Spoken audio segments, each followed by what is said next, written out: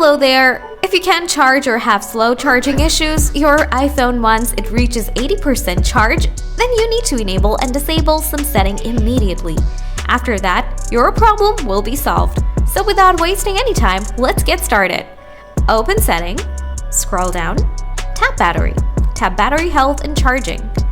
First, turn off Optimize Battery Charging on iPhone. Also, enable Clean Energy Charging. Quickly after that, swipe down. Now enable Airplane Mode. Now please listen to this. For only 10 minutes, turn off your device. Now change your iPhone for 10 minutes. After that, turn it back on.